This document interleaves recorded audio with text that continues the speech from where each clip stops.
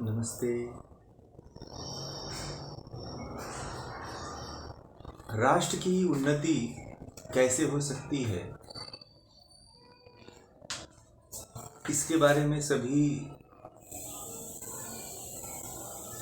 राष्ट्र के जो चिंतक हैं उनके मन में ये प्रश्न बार बार उठा करता है कि राष्ट्र में जो व्याप्त अशांति है, जो दुख है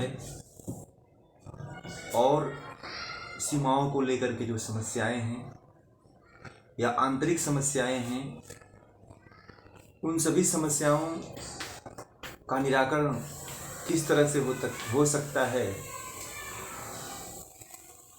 सामाजिक, राजनीतिक, आर्थिक, चिकित्सकीय, शैक्षिक, कला, संस्कृति के जितने भी पहलू हैं, उससे राष्ट्र का कैसे विकास कर सकते हैं, राष्ट्र को कैसे उन्नति के पथ पर ले जा सकते हैं।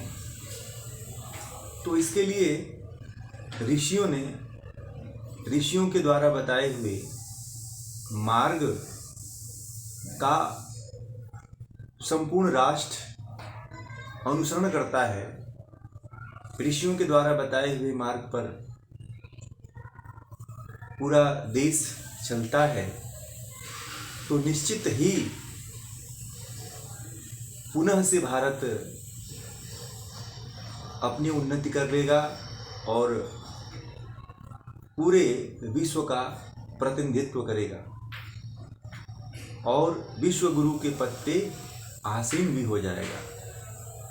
उसके लिए जो ऋषियों की वैदिक परंपरा है, वैदिक परंपरा के जब राष्ट्र के सभी मनुष्य, सभी संप्रदाय के लोग एक ही ईश्वर को माने, एक ही भाषा को बोलें और एक ही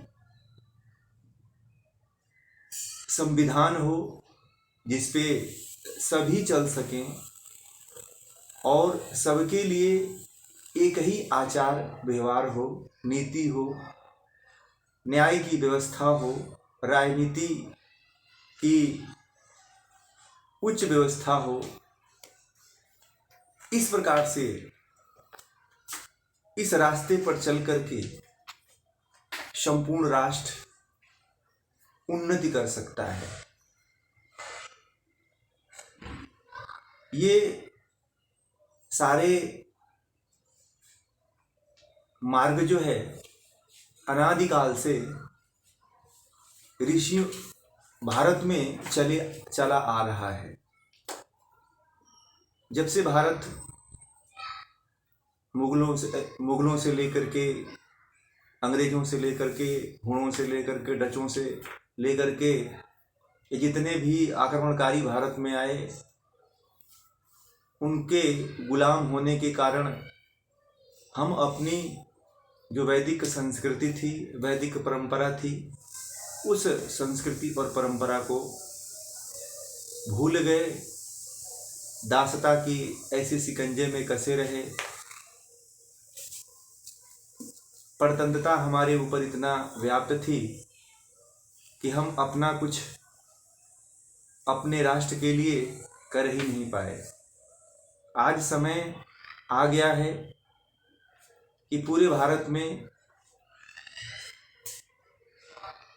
उस वैदिक परंपरा को पुनः से स्थापित करने का समय आ गया है, जिसमें एक ही भाषा है, एक ही ईश्वर है और एक तरह की शिक्षा है, एक तरह का आचार व्यवहार है, एक तरह की न्याय व्यवस्था है, एक तरह की शिक्षा व्यवस्था है और सभी को समान न्याय, समान लाभ और सबकी समान रूप से उन्नति भी है।